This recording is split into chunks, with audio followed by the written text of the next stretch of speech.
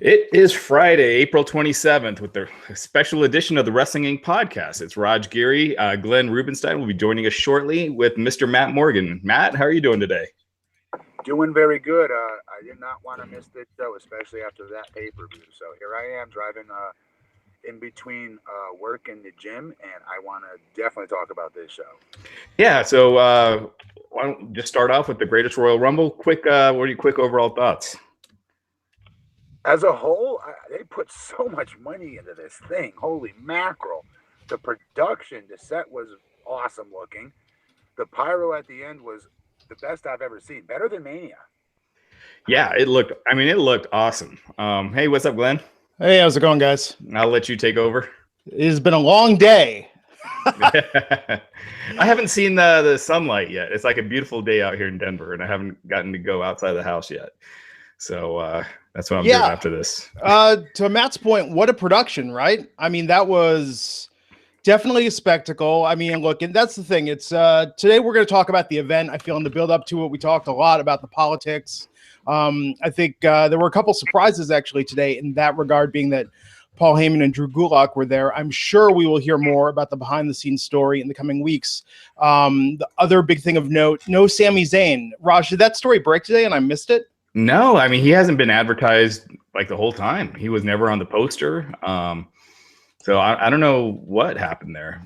I don't know if he had something else going on this weekend, so that was really important. But I mean, that was a really notable absence. You know, when you got Tucker Knight in there. Yeah, but during Raw, he promoted it, right? He was talking with Angle, and Angle was talking about he was going to be in the Rumble with these guys, with Daniel Bryan. I mean, I don't want to speculate because we don't know the complete story, but I mean, tonight online there was some heat, I guess, about the segment with the Daivari brothers because there's beef between Iran and Saudi Arabia. Now, apparently that segment was not shown on local Saudi Arabian TV, so I wonder how they are with Syria, that whole thing with Sammy's charity.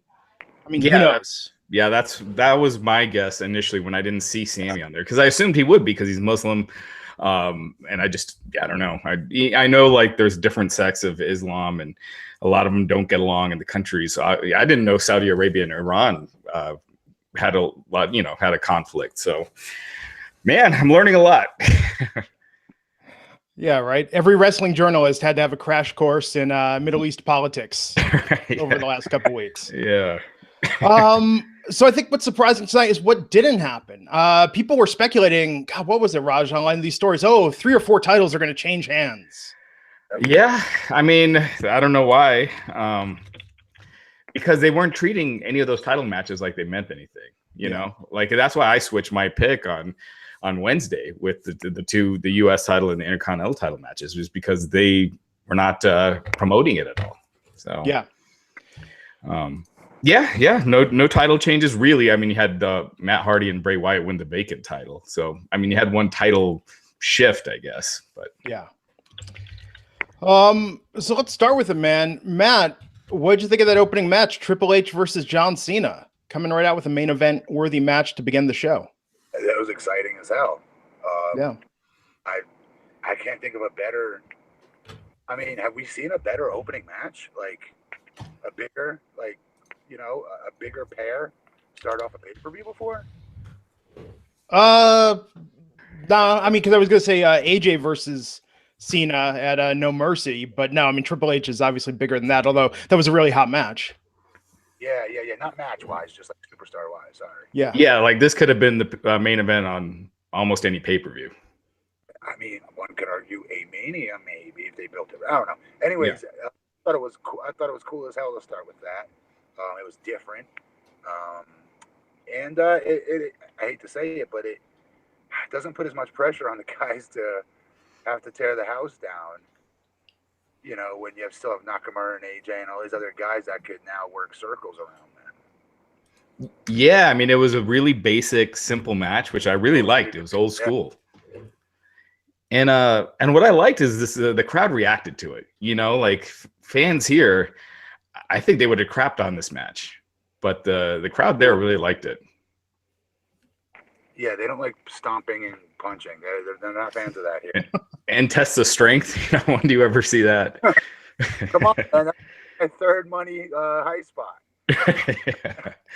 So I thought it was really cool. I thought it was a fun match. It was exactly what it should have been. You know, Cena getting the win, and coming out with the kids, and you know, it's a feel good thing. Yeah, the entrances were really cool. So we got Triple H, actually kind of a subdued entrance by his standards, his Mania standards.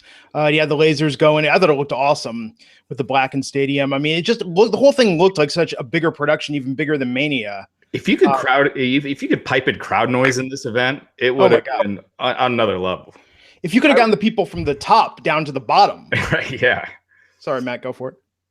I thought it was piped in at times, guys, because I kept feeling like they were cheering for something we weren't able to see. Yeah. Yeah, you know what's weird is that how they had the seating. Like there were so much of the floor was empty because they blocked it off for, you know, they were saying for the royal family. So the people making the most noise are the ones that are farther back. So the ones like directly in front of the camera are not really, you know, making much noise, and there's not that many people in front or in front of the ring.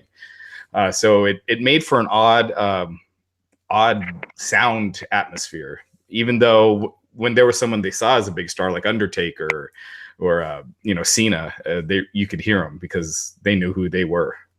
Right.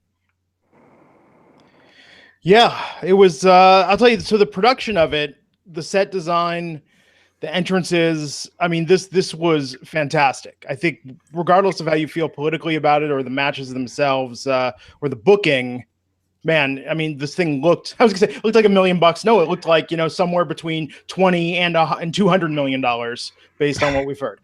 Yeah, the Saudi put in a lot in the production, so I'm guessing they paid for all the fireworks and you know, all that stuff, and it looked so amazing. I thought just. But Glenn, why do you keep saying politics aside?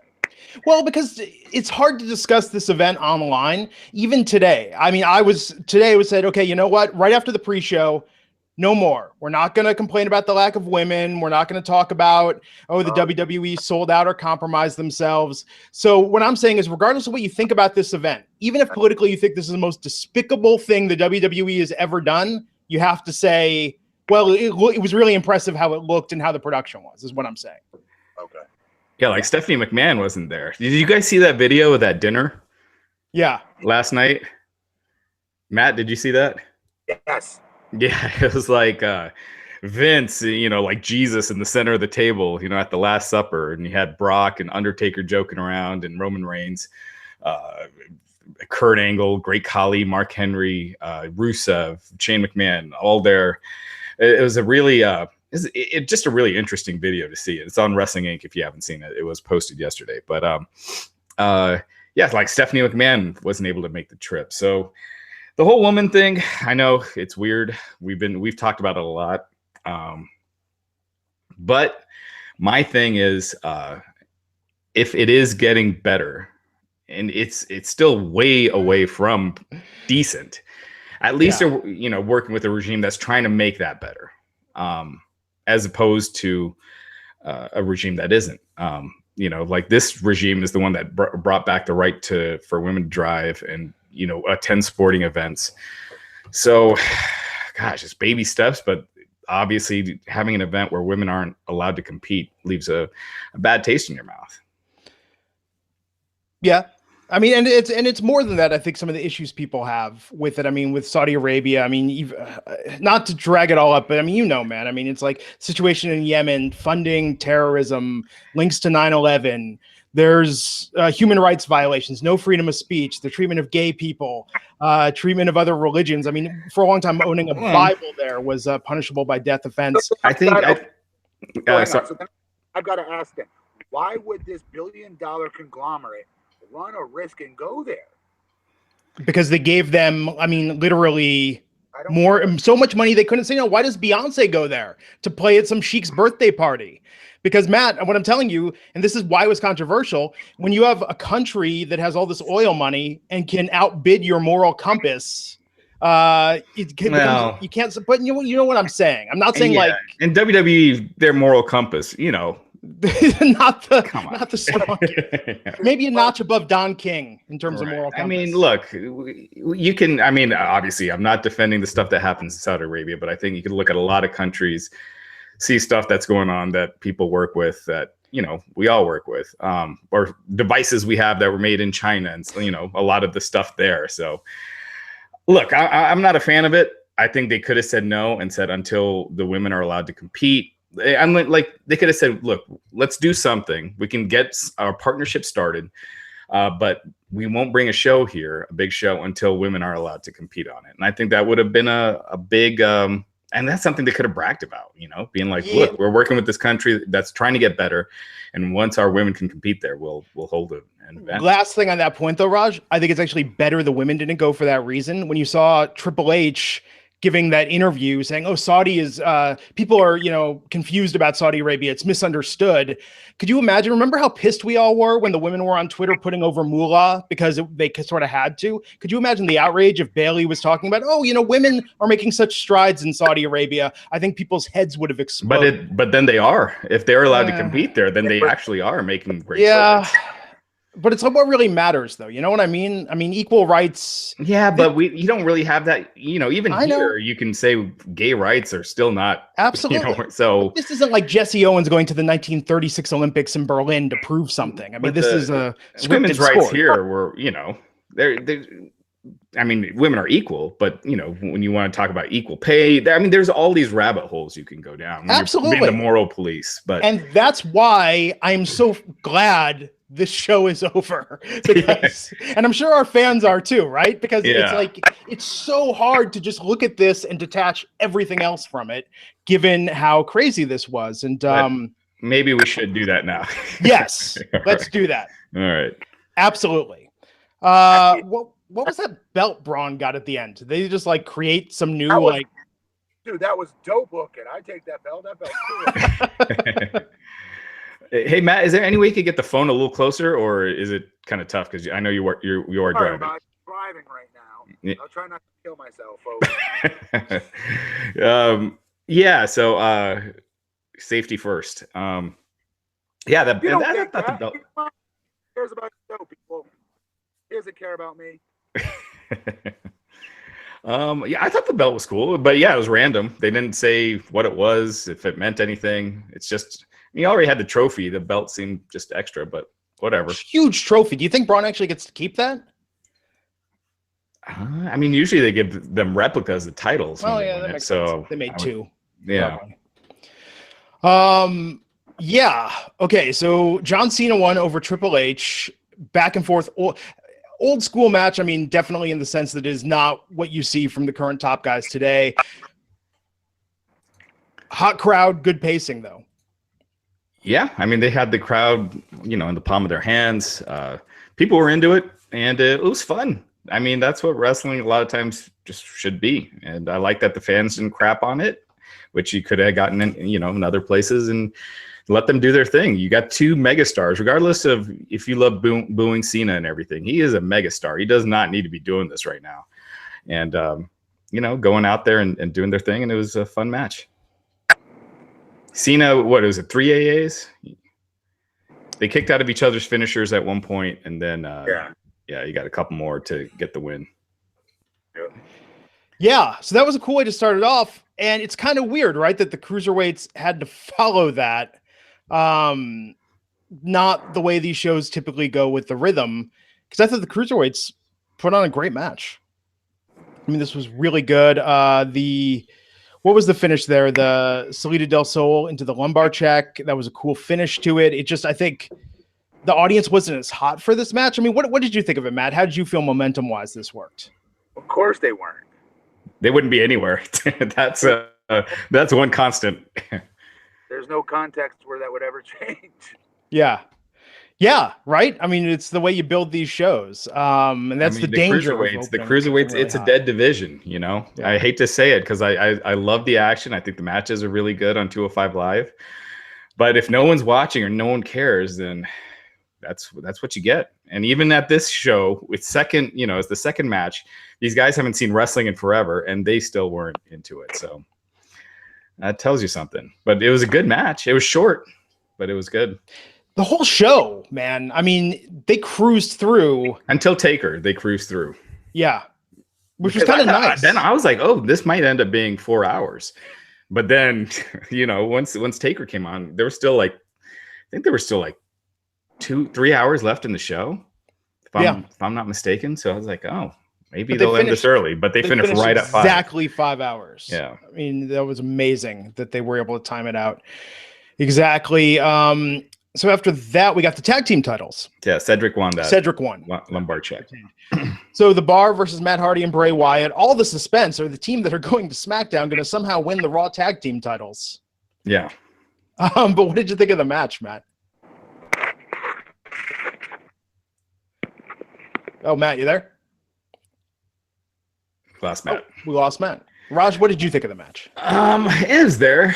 I think the crowd wasn't that into Bray and Matt, and the match was there. It was fine. It was another short, basic, simple match, and nothing special. What do you think, Matt? Of the we were hoping you didn't crash there.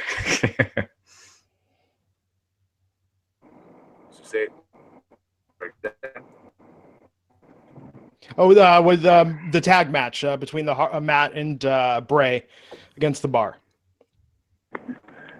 They're good for what it was, right? Nothing crazy. I'm surprised they won the vacant titles, though. You know what I mean? It's a mixed team. Yeah, but you didn't think the Bar was going to win. They're on SmackDown now. Booking wise, in general, yeah. Between the two of them, yeah, of course they would win. But yeah. So Glenn, what do you think? The match, I mean, this is where it started to feel kind of like, okay, this is a glorified house show, which a lot of people were saying ahead of time, and it is, right? I mean, these are the matches they've been doing at the house shows, by and large.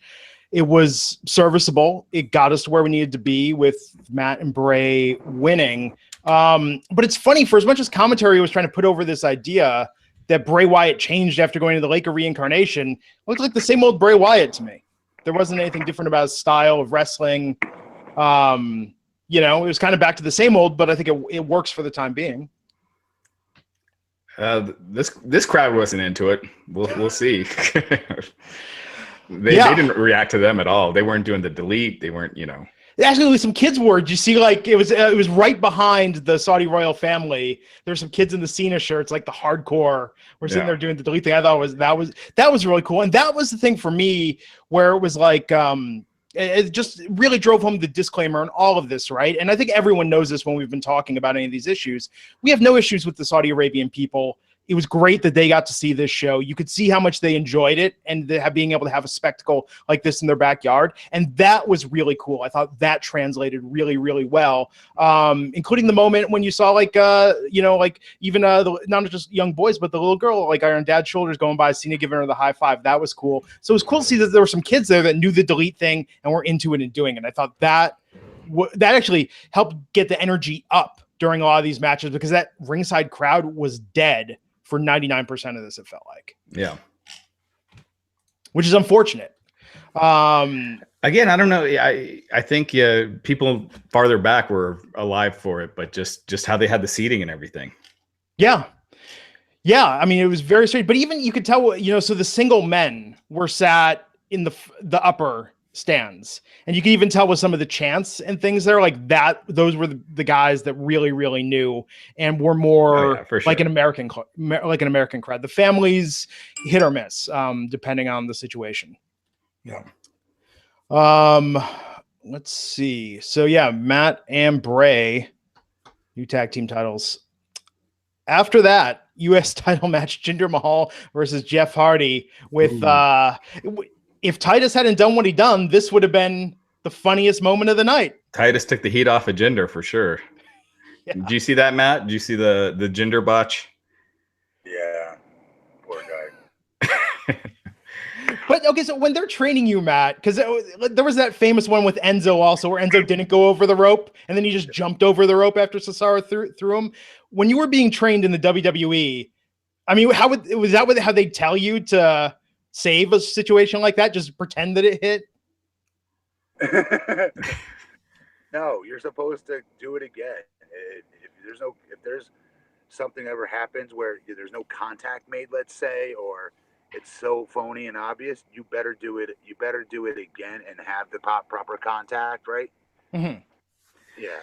So yeah, for those who missed it, Jinder was, I think he was a little out of position, and then Jeff Hardy went for, what was it? The not Whisper in the Wind. Twist of Fate? No, he was doing the flip from the top rope. It was the back with Swanton? It was like a roll from the top rope, but Yeah. He's jumping on Jinder, and he missed, and then Jinder sold the bump anyway and just fell backwards. But yeah, that was kind of the only thing I remember from this match. Yeah, Jeff retained, so the belts did not switch brands. Yeah, clean win. Once this happened, you knew the IC title was staying on SmackDown. I mean, on Raw, sorry. It's been a long day. Yeah. Matt, any other thoughts on that match? No. It is Whisper in the Wind. Sorry about that. Yeah, it was a Whisper in the Wind that he was trying to. Hey, there's 3 moves with Jeff Hardy, 3 big ones, right? And we named them all. Man, after that, did you guys notice? I don't know if you noticed with the pre-show. Matt, did you see any of the pre-show? No. It was worthless, but towards the end of the pre-show, it's like pretty bright outside, and then once the main card started, it was dark, pretty dark. So like within a couple minutes, and so I guess what they had pre-taped the pre-show earlier. Really? Yeah, because they have 2 prayer times, so one of the prayer times fell like within the pre-show time, so they had pre-taped that. I don't know, maybe a half hour earlier than when we saw it, so it was on a little bit of a delay, but.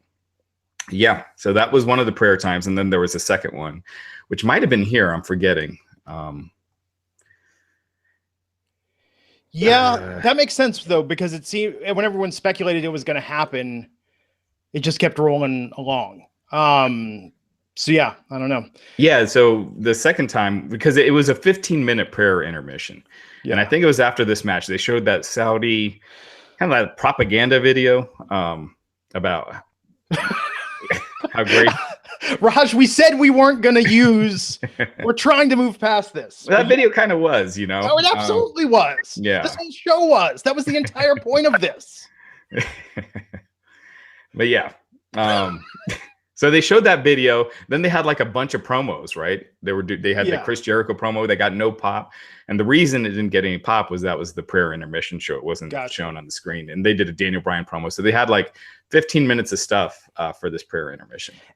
Actually, my thought of this and John Cena, the thank you he did to the crowd. One, I think Cena should do that more often. And I've seen him do that at some house shows where he'll like thank everyone for coming out. But I thought that was really cool. But 2, the little thing about the city, I would actually dig if they did that in every city they held a pay-per-view in, show the athletes or show the superstars doing their thing, their signings. I thought that was kind of they cool. go to these cities all the time. I know, but if you should, I mean, it just makes it feel more special. It makes everything feel. And let's just say the big 5. Let's just say they do it for those, the ones where there's a takeover and it's got more of a destination feel to it. Yeah, I liked it. I thought it was cool. So after that, we got the Chris Jericho promo backstage, and then the Usos versus the Bludgeon Brothers. Mr. Matt Morgan, any thoughts on this match? I mean, I hate to say it, the spectacle of this event for me made it anything at all. Otherwise, a lot of these matches I did not care about. If I could have fast forward, I would have. It really felt like filler after Cena versus Triple H until we got to Styles versus Nakamura. That's exactly right. Yes. Yeah. It was like if you cut out those hour and a half of that show, that's how it felt. could have been a tighter show. Yeah. But Harper looks in great shape. He slimmed down a lot. So but he almost doesn't look like a monster, in there. Right. Like he looks just a few inches taller than the Usos and about the same size. Right. I agree. Yes. I mean, he looks in great shape, but you don't want to listen. You don't want to be that lean and skinny and wearing what he has to wear in that ring. I'm not saying be fat, but build your shoulders up. I mean, maybe he can. I don't know. But you're supposed to be a big man. You know what I mean? Yeah. Yeah, for sure. Glenn, are you frozen? Or are you there? No, I'm here. Sorry, I'm trying to see if I can get some more info on the Sammy thing, so we have a source, because there's so much speculation right now. So He wasn't advertised for it, so whatever it was, it happened a while ago. yeah, but Monday he wasn't a promo for But it. he didn't say he was going to be there. He did. Are you sure? Because Kurt talked about. Oh wait, no, he didn't. He did put it toward Kevin Owens. Actually, you're right. yeah, About bringing, he, Jericho, who else?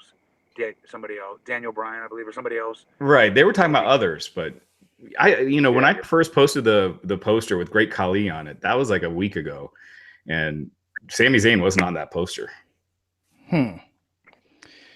Well, we'll see. So according to, I'll just credit him. So according to bodyslam.net, I'm not familiar with this site. No, don't they Brad Shepard, is he reputable at all? No. Okay, so forget him then. I don't know if he is it. Right? He's broken a couple things, but that site is not credible. He's speculating that something was shot with Sami Zayn, explaining they didn't feel well, but I guess they obviously didn't air that. And Meltzer is asking online saying, so I guess Sami Zayn didn't get into the country, so like that's why I'm looking to see if anyone knows the actual story. Here, I'll send you the poster from over a week ago, and they had everyone pretty much that was on this thing, every active guy. They obviously not the NXT guys, but Sammy wasn't on there. Yeah. Yeah, which is weird because there was speculation Heyman wasn't going to be there, and then Heyman showed up on the pre-show. Andrew Gulak, both people. Yeah, within a day that was fixed. The speculation about Heyman and Gulak, the cruiserweights were never announced. So yeah. So the Bludgeon Brothers retained. Actually, okay, no wait. Here's a match that I was excited for. I thought this was up there in the best matches of the show. The ladder match for the Intercontinental Championship with Samoa Joe, Finn Balor, The Miz, and Seth Rollins. And Seth Rollins, unless they were piping something in there, Seth Rollins sounded like he had maybe the hottest entrance of the entire thing. I wasn't paying that much attention to it. Miz got pyro in his entrance, right? Yeah. Yeah. I mean, the entrances were cool. I take it back earlier about being filler. I thought this match was really good. Yeah. Poor Finn Balor, man. I think just seeing how beat up he was, cut there and everything. Man, but him and Rollins put on the whole match. The whole match was good. But yeah, I would have liked to have seen Finn win this one. Me too. I love the match itself, though. Yeah. This one picked it up. This match picked it up for me. Yeah. And the crowd definitely came to life a bit for this one. Mm-hmm. Really good match. Seth retaining. I just felt like it was too early for Seth to lose. He just won a few weeks ago. He's a big star. So unless they were swapping the titles, it didn't make any sense for Finn to win it yet. Yeah.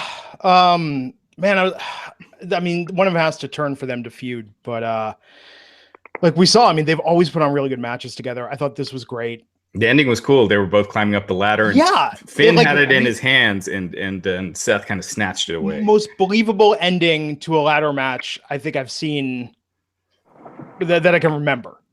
Yeah, the way that worked. I thought that was really cool. What the hell have you? Hang on. When have you seen a ladder match that didn't have a believable finish? They kill each other in ladder matches. No, because it's always I'm slow crawling. Oh, the other guy's going to get me. Oh, no, what am I going to do? Oh, I throw a punch. Oh, I go back. Like this, they both looked like regular people racing up there to get it. I mean, it wasn't that same sort of I'm trying to move through jello that you see in a lot of these ladder matches when people climb the ladder to get whatever's hanging. That's my point. Okay. Yeah. It was cool. It looked like more real, right? No, I know what you mean, because there are so many times when they're so slow getting up that ladder. You're like, and they were just running, before they got to the ladder, and I know what you mean. Yeah, and I thought it was a cool finish. It was a cool finish. Ladder match, and this one was really, really good, really physical. A lot of great spots, a lot of great moments. I mean, look, if you didn't watch the show, I would say watch Triple H and Cena. Watch this. Pretty much from here on. Yeah, from here on. Good. It felt more alive and essential. But yeah, Seth Rollins retained. And then we had some tryouts who tried out in Jeddah for the week. So were they signed? I mean, I'm assuming they had some sort of deal if they gave two of them mic time. I don't think so. I mean, they're just opening that performance center, right? It's tryouts. So, I mean, probably a development contract. Yeah, probably, but nothing more than that. Who? The Saudi trainees that were there. Oh. Yeah. And then Sean Davari, friend of the podcast, who's been on here a couple times, came out with his brother Arya Davari. And at first I was like, where are they going with this? And then proceeded. This was actually really interesting. I don't know if you guys felt this way, but to see the WWE use cheap heat of one country crapping on another country in a foreign environment, I've just never seen that before. It was really different to see them touting Iran, saying Saudi Arabia is bad, and then of course they get their asses kicked. Even though they were both born in Minneapolis, right? Yeah. Yeah, I didn't know. When I heard that Sean was going to be at this show, I assumed like they expected them to get a big pop, or it was like something for the locals, like that they'd like it. I didn't know they were going there to be heels. So yeah, that surprised me. I don't know all the tension between the two countries, but cool surprise. I thought that one Mansoor guy, the kid with the long hair, he had a lot of charisma, and like he looked like he's been doing it for a while. I think that dude has a lot of potential. He's a little on the shorter side. That always hurts you in WWE, but I think he of that group, he looked like he could bake it. He looked like a young Seth Rollins almost. Yeah. And then, man, this was a long pay-per-view. Shinsuke versus AJ. So, Matt, did this live up to your expectations, even with the double count-out finish? Real quick, before we get to that, how the trainee segment ended. Oh, they just they kicked him. So Sean and Arya started talking smack, and then the dude with the long hair, Sean pushed the dude with the long hair. Mansoor pushed him back, and then one of the other trainees hit him with a kick. Arya took off, was out of the ring, and then the other trainee nailed him with something. What was it? And then they threw Sean out. So that was how that segment ended. I believe it was a flying dildo.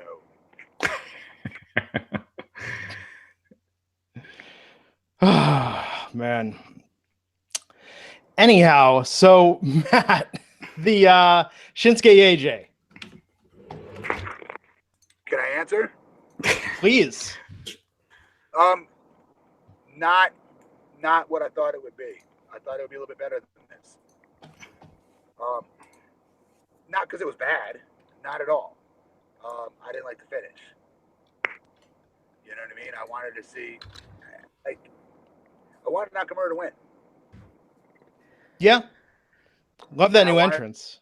I love his new entrance. I wanted them to start showing the line, the next layer of the storyline with the Bullet Club. Yeah. Yeah, but I felt like it wasn't the right time to do the title change. They hardly hyped this match on SmackDown, and it feels like too soon. Sorry, I didn't know what they were thinking though, because honestly, I couldn't figure out for the life of me why do they have this raging hard on to go to Saudi Arabia to begin with, other than money. And I keep hearing they're bringing all these huge stars in. It's going to be star-studded, the size of a WrestleMania, as far as stars go. So I'm thinking they got to drop a title here somewhere. Yeah, it was like they wanted to do a big house show that almost doesn't interfere with the current storylines, even though the Roman Brock kind of does. I don't know if it actually didn't do anything. But I actually liked the match. But yeah, the finish was crap. But I saw it coming. I thought Shinsuke would be DQ'd for low blowing AJ, and but I didn't think they would have this title change because they didn't even mention it on SmackDown when they were doing their angle. I feel like there's still some mileage to go before Shinsuke wins it, and then I don't know if AJ wins it back or where they go from there. But I think this feud's going to be going on all summer. Yeah. double count out. I mean, the beatdown after was pretty cool. The match, I thought this was better than their Mania match up till the count out. It had a better rhythm to it. I thought the crowd was had some good energy for it. But yeah, man, the double, just that ending. Yeah, I hate when it's that sort of like, well, there is no winner. Who's to say? Agree to disagree. Yeah. So I'm sure at Backlash we'll get round 3. After that, Rusev versus The Undertaker. Okay, Matt, was this better than the Mania match against Cena? Yes. Yeah. It was fun. It is, it was what it was. We got to see Taker. End the story. When is that ever bad? Yeah. It's kind of funny that this match went 10 minutes and Taker versus Cena, which should have been like a dream match, went, under 3 at Mania. Yeah. I thought it was good. I was worried the first time Rusev went into the casket. I was like, oh, this isn't going to be over now. But there were some good moments. That leg drop on the apron, I thought that was pretty good. Taker was more athletic, better movement here than I think he had at Mania. I felt Mania was very just let's hit the greatest hits and get out of there. Yeah, I figured it would be dangerous for him to try the tombstone on Rusev. That's why I was kind of surprised when they announced this match, but they found a way. Aiden English was not as stocky, so he took the tombstone. So it was a cool match. Yeah, at the end, Taker. What did he hit Rusev with before he put him in the casket? I know he hit Aiden with the tombstone. Was Rusev already in there, and then he hit Aiden and threw him in as well? Yeah, so Rusev was already in there. Then he hit Aiden with the tombstone, and then put him in the casket with him. I wanted so badly just for Aiden to jump in there before Rusev could, just with like, Lord, take me instead. Just trying to block him out of it. But no, burying both of them, I thought was a fantastic way to end it. Rusev Day, not as big in Saudi Arabia. The chant's been dying down in general. WWE, they're clearly not pushing it, and I think it's starting to take. I think Aiden's little rap that he does is too long with the intro. I feel like before it was 2 lines, Rusev Day. Get right to it. Yeah. Get right to it. Yeah, now they're trying to give him a little too much of a showcase, and it's probably hurting it. Yeah, so that was a good match, though. I thought, and I think now with The Undertaker, let me put it this way. I'm now excited about whatever match he does next. I feel that this kind of really was him getting his mojo back, whereas WrestleMania, I was a little more uncertain. Yeah, it'll be interesting to see if we see him again soon. Yeah. Steel cage match, Roman Reigns versus Brock Lesnar. I prayed. I said a prayer to God. Please let this feud end. You did. It did not. I mean, maybe. Who knows? But Brock Lesnar's still the champ. Cool finish. So this match I thought the match was good. Brock started right away with a bunch of Germans and then hit an F5. And he didn't go for the cover, I don't think. But yeah, it was a very physical match. It was good. But the finish, Reigns speared Lesnar through the cage, and Lesnar's back hit the ground. And so they declared him the winner, even though technically it's supposed to be whoever's feet touches the ground first. And Roman's technically did. His, he kind of rolled off first. So before Brock's feet ever got to hit the ground. So not sure if it was they were meant to do that or if it was a botch. I mean, he was definitely supposed to go through the cage, but as far as the feet, I don't know if that was supposed to be how it played out or if it was on purpose to play into that Roman really won and to set up another rematch. Or I don't know, Brock beat Roman twice now. It almost seems like it's time to move on. What do you do with all that stuff that you've done to build up Roman Reigns then? You know what? If they've decided that Roman's not the guy, like they're not going to make him the Cena like they had been, then turn him heel. There's no reason not to now. He doesn't do all the Make-A-Wish stuff that Cena does. I understand why they never wanted to turn Cena heel, but it's time for Roman to turn heel. You turn Braun babyface. You have Braun beat Brock for the title, And then you have a heel Roman Reigns feeling like Braun stole his, his moment, his title, and do that. And I think it would be hot. It would be, but we've been asking for this for almost 2 years now. For sure. Okay, so here's my problem with this. Again, they've asked us to come along and wait until this story plays itself out. And when I mean story, I don't mean him versus Brock. I mean Roman being the hood ornament of that company, the guy. Okay? Yeah. And here we wait, and still didn't happen. Didn't happen to Mania. Doesn't happen again. And it's frustrating as hell as a fan. You know what I mean? Not in a markish way of, ooh, I wanted to see a title change. No.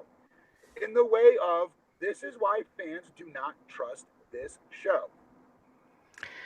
Yeah, I think we're just ready to move on. I think Lesnar as champ has just been so stale because it's been the same thing for so long. The same promos, every time he's on. Incredibly stale. I love Brock to death, but it's been incredibly stale. Yeah. Yeah, it was, and even in bringing Heyman out there, the crowd seemed about as into Brock as they were into Roman. Yeah, Roman wasn't super over here. He was over, but he got some boos too. So they should have flown over those plants from the other night. They could have, yeah. From Raw. Yeah, so if this is a case of Vince feeling like Roman's it's not the time to pull the trigger, now the reactions for Roman have almost gotten worse in a lot of ways. Like he was starting to get cheered a lot when they put the Shield back together. And then he's back to where he was, and it's not changing. He's a good merchandise seller, but not the best. He's number 2. We saw this before. This is what pisses me off. We saw this a year ago, at least. Yeah, but I think Vince we're talking about now. A year ago, we knew all this, right? Yeah, but now you're seeing it in the booking. Because if Vince had been sticking with his original decision, Roman would be champ right now. So something's happened. And he needs to stick to it because it sends the wrong message to your. I'm just telling you the truth. This was such a predictable story, and it was supposed to be predictable. Do you see what I'm saying? You've asked us to go 3 years on this journey, 2 years, whatever it was. Yeah. I had faith in them because they did it finally with Daniel Bryan, kicking and screaming, but they gave it to us at the end, right? Yeah. And I'm not saying everybody wants Roman to win as far as fans go, but I'm saying as far as that's what their excuse was when they kept burying someone like Daniel Bryan or other talents like AJ at one point and all these other guys that we want to see be in events. They all have to do the job to Roman. Wait, you see what happens, and then make your judgment. Well, I'm making my judgment now, and it fucking sucks. That's my language. Well, but if they did change course, wouldn't a payoff of Roman turning heel finally still be better than him winning the title? No, it's still a fart. I'll be excited when it happens, but it's still a fart in church because it's too late. We needed this heel turn a year ago to maximize Roman's heat. For sure, but if they still do it, it'll still work. I think it would still be a huge shock. I'm sorry, Matt, you're breaking up. What's that? I'm gonna stop talking because I'm not gonna talk over you. I'm not gonna talk over you. I can't. We can't. You're breaking up. Because you don't shut up. I'm not gonna talk over you. Dude, go ahead. What were you saying? That regardless if he's a heel or not, great for his character. It's not. It's still late. It's still a year late, and you're still not maximizing that kid's potential. So you're saying you'd rather keep him a babyface and I'd say no, still beat Brock for the title? No. I'm saying you go through to the plan you guys said you were gonna, because the best way you guys book is 6 months in advance to a year in advance. You don't change this shit at the last second, and if you do, it's because something huge happened, right? Maybe he fails a wellness policy test, something crazy like that. I'm not a fan of Roman Reigns, by the way. I'm not driving the Roman Reigns bus right now. What I'm saying is, this is where they lose faith. This is where fans lose faith in the creative team. Because their excuse of burying all of my guys, from AJ to everybody that Roman had to steamroll over to look strong, this was supposed to be the payoff. And now the payoff a year and a half after the fact is going to be a heel turn? No, that ain't good enough. You guys misjudged him as being your guy. You should have owned it when it was ready to happen, when you could have maximized his heel turn when people were booing him out of the arena way louder than they are now. So what do you think is going to happen then? I'm not saying what I think. I'm just going off on a tangent on the WWE creative. Yeah, but after what happened tonight, what do you think should happen? No choice. They have no choice. They cannot extend. I tell you right now, they're going to extend it, is what I think is going to happen. Sorry, Glenn. I think there's going to be more. So you think it'll be Reigns and Lesnar at Money? I'm presumably Money in the Bank, since it's too soon for Backlash. And I will want to kill myself. Yes. Yeah. Oh, no, it's like when a TV show goes on too long or you lose interest. And if we're watching the Roman Reigns show and Brock is the big bad, I mean, haven't you guys ever just stopped watching a TV show because you're like, they went down the wrong path, this is boring, or this is tedious, and they're just not getting off of it at a certain point? That's the problem with this. Like Lost. Yeah, well, at least Lost paid off at the end, from what I understand. But you know what I keep thinking of is I think of what shows like Once Upon a Time or How I Met Your Mother is the best example. Like that went on for 9 years, and it was like, when's he going to meet the goddamn mother already? Let's wrap this up. And they waited so long that people were just angry by the time it ended. Yeah, Walking Dead is there too right now.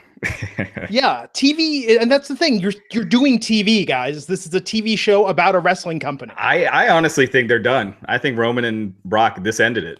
So who's the guy? I think Braun. I'm into Selfishly, guys, Matt Morgan, the fan, hopes so.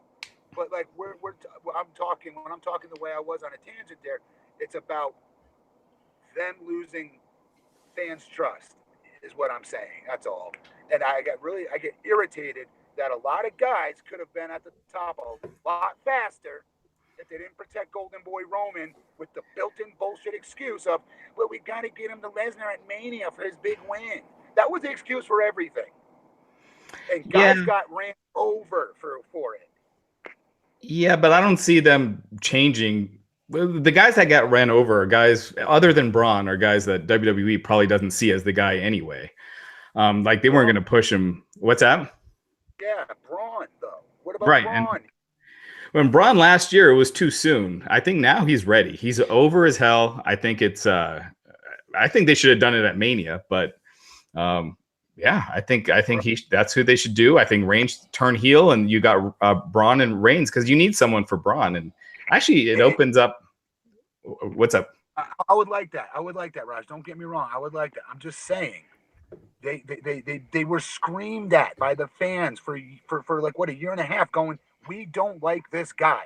Stop shoving him down our throats. Yeah. Well, wait and see, because there's going to be a payoff here.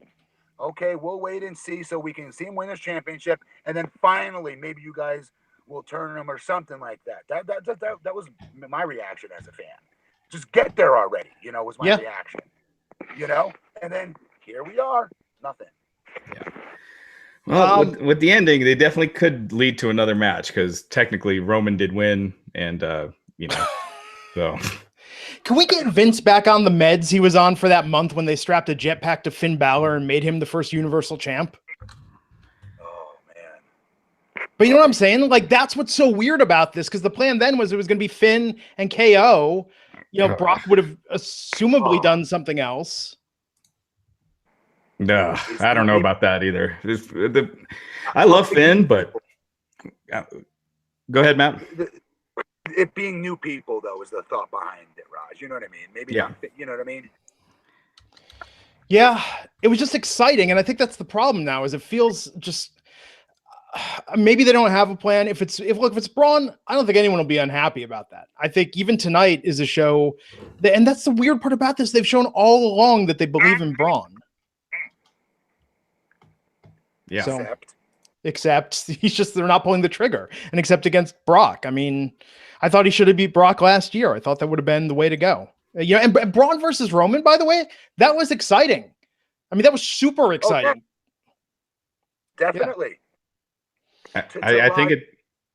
To Raj's point, as turning Roman heel, okay, and a babyface Braun, that he's right. It's good. That would be a fun angle. That would be exciting.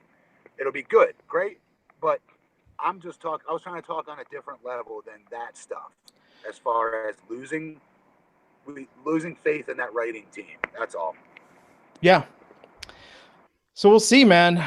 We'll see. I doubt Brock's going to have a match at Backlash. Maybe he should, but it's too soon. You usually want to give a little more build for a Brock Lesnar match with how much you pay him. Ooh, triple threat with Samoa Joe, Roman, and Brock. He could do it, but yeah. I mean, Raw is desperately lacking heels. Yeah. You got KO, and that's about it as far as top guys. And so they need more heels. So somebody's got to turn soon with Joe going to SmackDown. That's it. I mean, it's Roman. It's not gonna be like, haha. See, we said it was gonna happen. He's turned heel. It's just, again, the timing of it. Yeah. And it would work. They need him. I'm sorry. They need him as a heel right now. Obviously, like you just said, Raj. Yeah. It's just, I don't know. What if this whole thing is just they want CM Punk's record broken?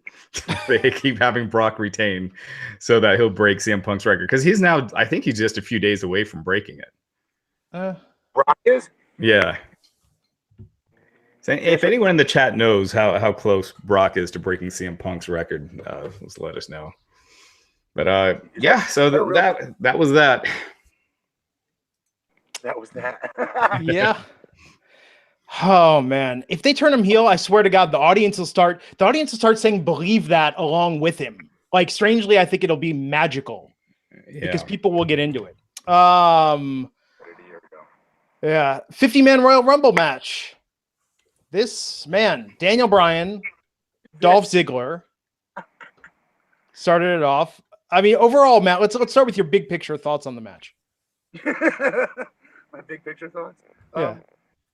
And it was one hell of a whopping big battle royal. It took forever. It gets old to me. Doesn't it get old to you guys? It was tedious a little around number 20 to 40, maybe. Yeah, the problem is when you're going from 30 to 50 people, you're just adding 20 people that aren't going to win, right? Yeah, exactly. I like the beginning. I love the Daniel Bryan, Dolph, beginning. That looked, those two guys, definitely said, hey, let's go at this and act like we're really trying to throw each other out, because so many times guys get in there and start running spots. Yeah. And as a former wrestler, in my head, it would be, well, I've got to work this guy. You got to work his energy down, right? So then you can shit can him over the top rope. Yeah. But I like this. I like that they were trying to throw each other over immediately, and it looked real as they were doing it, especially Daniel Bryan stuff, I thought. Did you see Bobby drop what's his name square on his head? Big Cass? Oh my gosh, that was scary. Get up, Cass. Yeah. Get up, Cass, you lazy fart. Get up.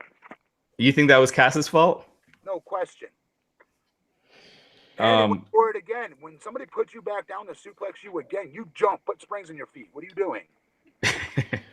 Real quick, a lot of people pointing out that it's 45 days for Brock to win it, so it'd be June 10th, I guess. For some Money in the Bank.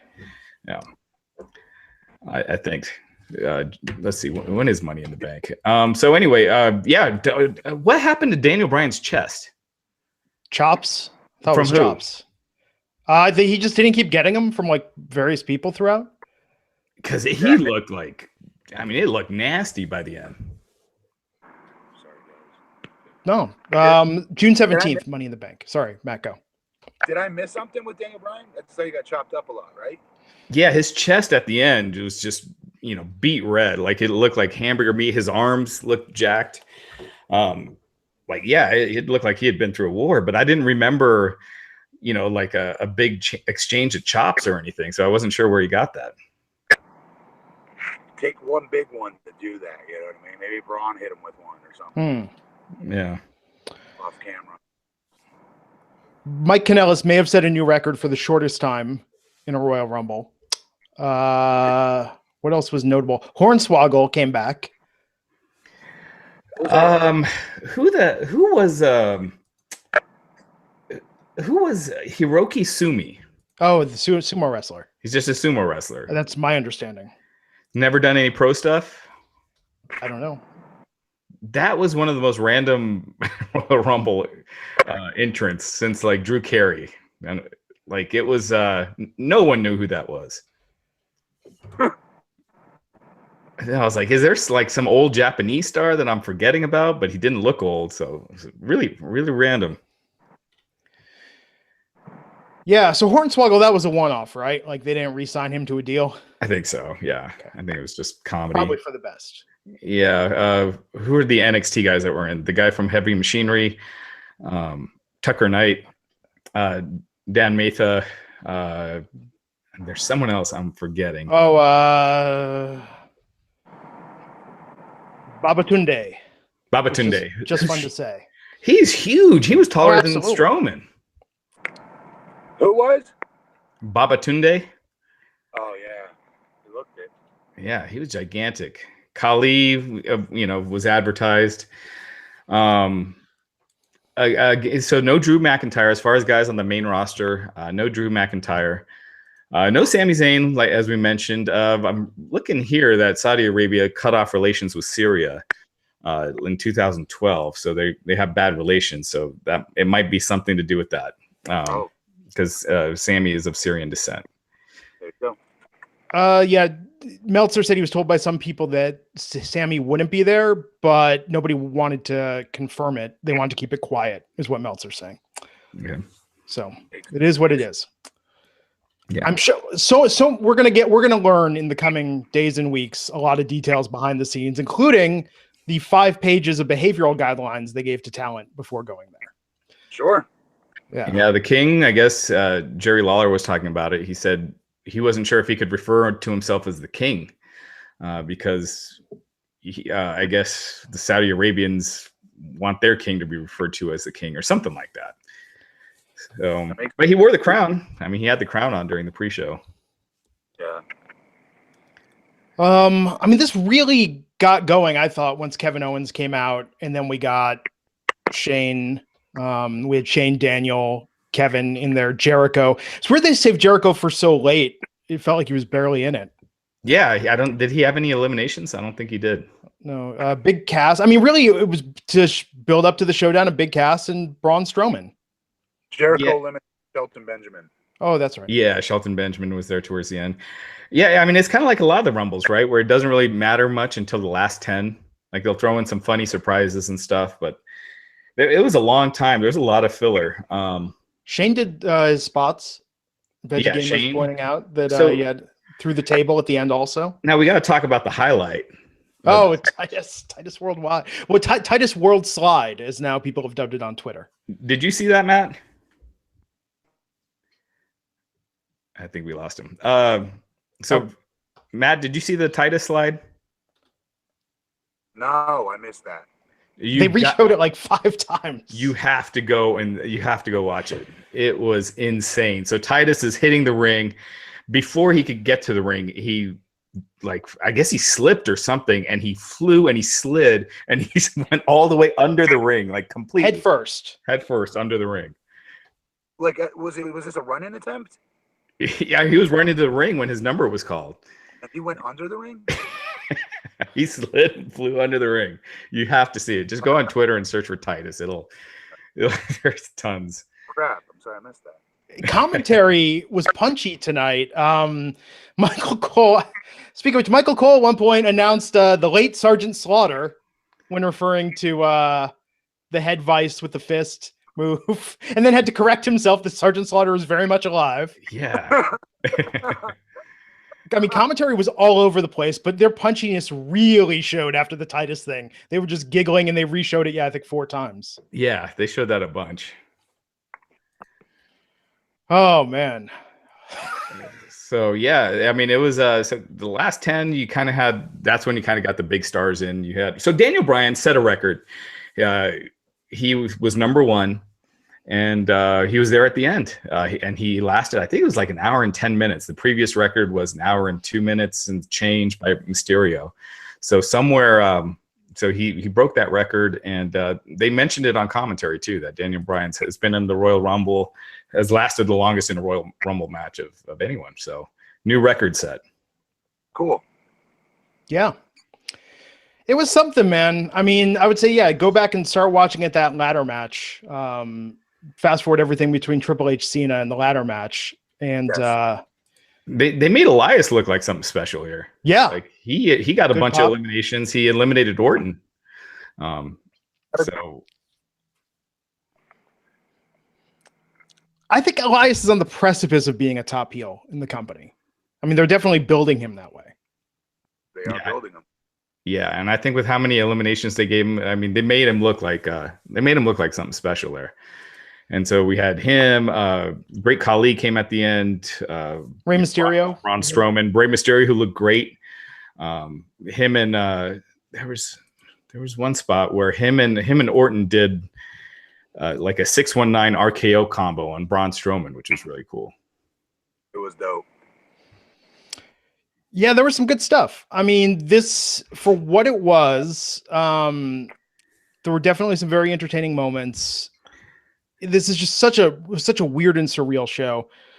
I mean, from the start time to the circumstances it was under, and then the pacing of it. I mean, this 50-man Royal Rumble took up 40% of the runtime, felt like. Yeah, I mean, they only did like 1 minute intervals. I think it was a little bit longer than that. Yeah. But yeah, it was a lot of filler, but it was a fun match. I mean, I liked how it was booked. Strowman winning, it makes sense. I'm glad they didn't have someone like a Mojo that's, kind of has a connection with the area because his parents got married there. So I was glad they didn't do something like that because, it's kind of like the Andre the Giant Battle Royal. When you don't have stakes, it doesn't matter who wins. And so that's kind of how this was. Yeah, Braun got the huge trophy, the belt that goes along with it. Vince McMahon was in the ring presenting. Maybe they'll introduce it Monday, announce him as the Saudi Arabian champ. That Saudi Arabia now has its own title. It's to be taken like a plaque or trophy. I know. Yeah. But it looked cool. I like the colors. Yeah. I think it was part of the Saudi Arabian motif. I think that's what Ray's outfit was kind of like that too. Yep. So. Oh man. Yeah. I mean, I have no regrets watching it. It wasn't one of those. It wasn't one of those that was just for a show that didn't move anything forward really storyline wise. I thought it was a fun show. And I think that's what they figured, and maybe part of the reason why they didn't do Roman and Brock, if they are going to do that at some point. Because like Beast in the East, I mean, wasn't that the only thing of note on that was where Finn went over Kevin, an NXT special match they had there. I mean, they know that the majority of their fan base likes to watch live, and they weren't going to be able to watch live today. Well, Beast from the East, it was seeing a Brock Lesnar match in Japan. Yeah. Yeah. What do you think overall, Matt? The setup, the pyro, the glitz and glam of it, I really liked. You know what I mean? And the matches. There was a bunch of good matches. Don't get me wrong. To anybody that didn't see it, go watch this. But Glenn hit the nail on the head on when to hit fast forward. Yeah. And that's the thing. I think, look, the people that are tuning into this podcast, either you just watched it and you're watching live, or you're checking this out at a later time. But I know a lot of people, as we've seen, Matt, you tweeted that this week. A lot of people listen to this podcast that don't want to watch the event and they just want to know what happened. That's cool. Yeah. Yeah. So now that's all done. And so it's kind of like everything gets back to normal again, This was kind of a weird anomaly. Yep. But cool to have wrestling on a random Friday too, though, right? Yeah. How did that feel? Like watching like a pay-per-view, a big pay-per-view, for me in the morning, for you at noon. Felt like Japan, like something when I'd watch a New Japan show, like a Tokyo Dome show. Yeah. It was cool. It was a different change of pace. I liked it. Yeah, cool show. So now I feel like the post WrestleMania lull kind of hits next week, even though we got Backlash. But every year you have that post Mania lull, and I think that's next week. It's going to start to happen. We'll see what they do Monday on Raw. That'll be the big indicator of where things are going. Yeah. So what happens with Joe? Maybe this becomes a three-way, right? Joe is kind of a one-off because now he's on SmackDown. So, right. But it's weird. Like the UK tour that's coming up, it's still Roman Reigns versus Samoa Joe as the main event. So it's clear they don't have anyone to take that spot. Apparently, they're not moving Kevin Owens into it. So, yeah. What's that? Those can all be changed. We know this. Right, but as of right now, they updated the schedules because Ronda Rousey is going to be facing Mickie James, and so the most updated advertising, they have Reigns versus Joe still. Yeah, it just seems like they made the switch to Joe to SmackDown almost without realizing they're lacking heels on Raw. I didn't get it, but I'm happy in a way for Joe. I think he'll get more shine. He'll get more, you know what I mean? He'll get more run in SmackDown with better matchups. Yeah. All right, so people in the chat room are rating out of 10. There's a lot of 4s, 5s, and 7s. Glenn, what do you give it? I'd say it's probably a 6 overall. Yeah. What do you think, Matt? Pure spectacle, yeah. Minus, so 70. Give it a 7. Yeah, I think the spectacle of it all, and that it was fun. I'd say a 7. Plus, Titus, the Titus slide. We got to see, we got to see Undertaker. We got to see Cena versus Triple H. So as far as stars go, as far as the event, the pyro goes, Braun winning at the end, it's enough to be a 7 out of 10. I thought 6 or 7, but 7. Yeah, I agree. Yeah, it was cool. I mean, pyro was awesome. As a spectacle, it was fantastic. I'm curious where they go from here. Sorry, Matt, go. Have we seen better spectacle-wise? Pyro-wise? Pyro. Not pyro-wise. I think pyro, this was one of the best. The whole city went off. Yeah. I mean, spectacle-wise, when at WrestleMania, when they had the amusement park stage. Yeah, I was going to say Mania in Florida was pretty dope looking. Awesome. Yeah, New York, when they had Manhattan built. Pyro. They got to space this out next year. I mean, just don't do it 2 weeks after WrestleMania. Yeah, there must be a reason why. I mean, maybe it wasn't even intended to be on, televised at first. Who knows? But they got a big one in Australia coming up later this year. It's true. So October. But wasn't it also kind of last minute though, Raj? Didn't they have to cancel a show like in Nova Scotia? Yeah, that's right. Yeah, I think when they, when Vince and Triple H flew out there, what was that, like 4 weeks, 5-6 weeks ago, maybe? That's when the deal was made. And yeah, there were live events this weekend scheduled in Canada for SmackDown that were canceled. So, well, there you have it. Oh, it's been a long day. Yeah. Anything else we want to hit before we take it home here? I think we got everything. Cool, man. So we've got a weekend, a wrestling-free weekend, and then Raw on Monday. Yeah. So it's going to be like 70s out here, so I'm going to be playing some golf or something. Get out of the house. You going to go see Infinity War? I don't know. I'm not a big I like Spider-Man, but I'm not a big superhero guy. Huh. Interesting. Matt, you into the Marvel movies? Yeah. I love you guys to death, but I just got done sitting there watching 5 hours of wrestling damn near. I'm getting off now. We've been on for an hour. Wrap it up, Glenn. Wrap it up. Okay, everyone. We'll see you back here Monday night on the Wrestling Inc. podcast. Until then, take care.